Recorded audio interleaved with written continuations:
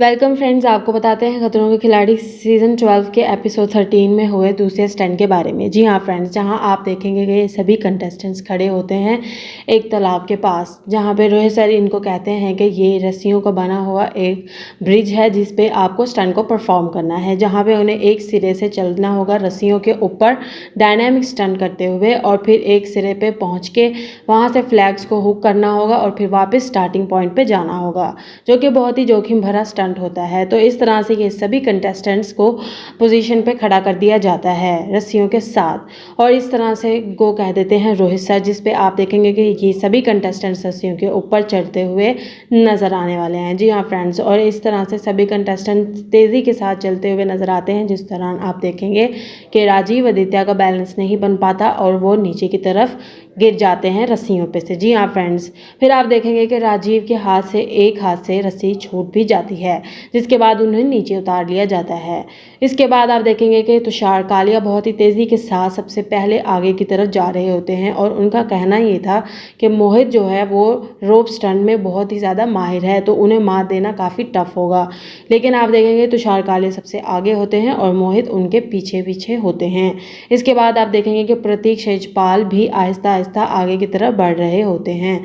फिर आप देखेंगे तुषार कालिया लड़खड़ाना शुरू हो जाते हैं, फिर वो अपना बैलेंस बना लेते हैं और इस तरह से फ्लैग की तरफ अप्रोच कर रहे होते हैं। मोहित मलिक जो कि आगे आ रहे होते हैं, वो बहुत ज़्यादा बुरे तरीके से पीछे की तरफ झुक जाते हैं, जिसमें उनका सारा काम हाथों की तरफ चला जाता है। जी हाँ फ्रेंड्स, उनका सारा वज़न हाथों पे चला जाता है। अब डिपेंड करता है कि मोहित मलिक अपने हाथों के साथ कहाँ तक आगे स्टंट कर सकते हैं, जो कि बहुत ही ज़्यादा मुश्किल हो जाता है उनके लिए।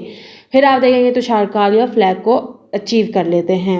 इसके बाद आप देखेंगे कि वो वापस की तरफ अप्रोच करना शुरू कर देते हैं, और आप देखेंगे कि मोहित मलिक भी अपनी मंजिल से दूर नहीं होते। फिर तो आप देखेंगे प्रतीक शेजपाल को, जो कि फ्लैग से आगे निकल जाते हैं, जिस पे रोहित सर कहते हुए नजर आते हैं कि ये तुम क्या कर रहे हो, फ्लैग तो ले लो।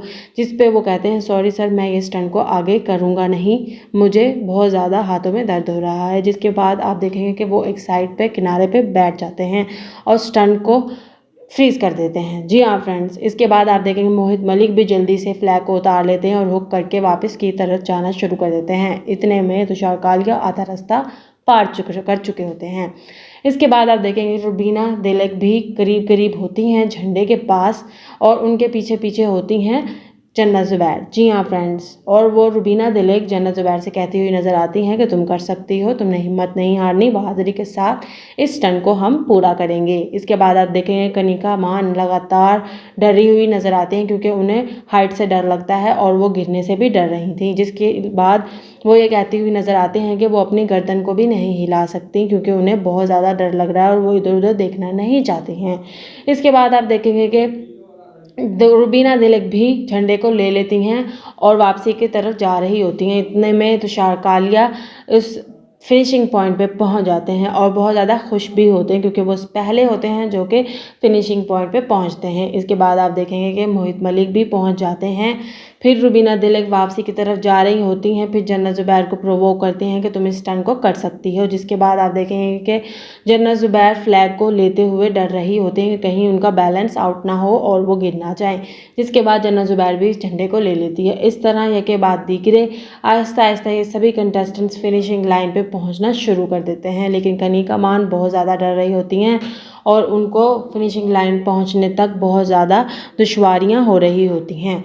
सो फ्रेंड्स, इस तरह आपको पता चल ही गया होगा कि तुषार कालिया इस स्टंट के विनर बन जाते हैं और उनके हाथ से रोहित सर निकालते हुए नजर आते हैं फेयर फंदा।